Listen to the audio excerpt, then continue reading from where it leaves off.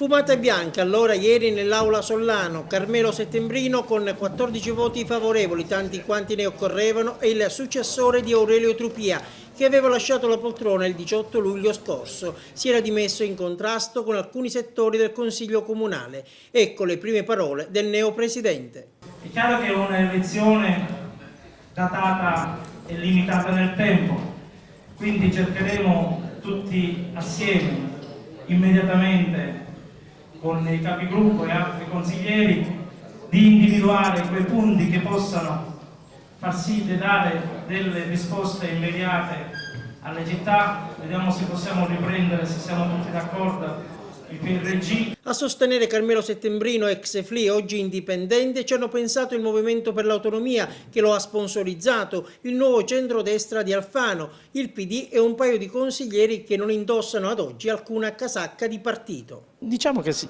riprende il governo nazionale, ecco. 14 voti rappresentano comunque una maggioranza risicata. L'elezione di Settembrino, che in passato è stato anche assessore comunale, è arrivata dunque sul filo di lana.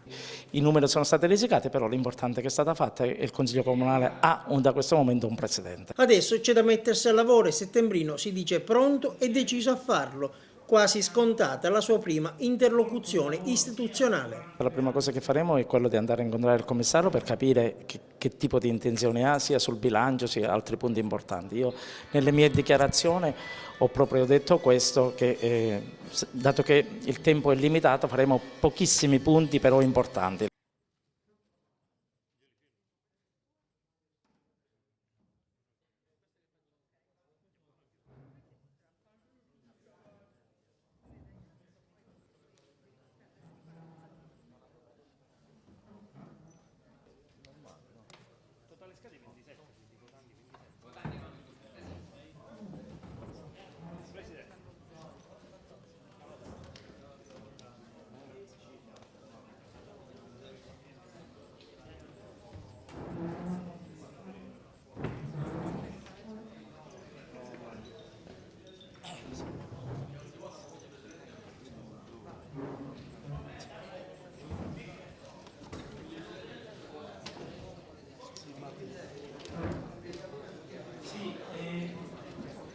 Signori consiglieri, prima di passare ai punti importantissimi precisi a questo Consiglio Comunale, lo volevo ringraziare per il lavoro svolto. Volevo ringraziare i due vicepresidenti che hanno svolto il lavoro sia durante i 2 anni assieme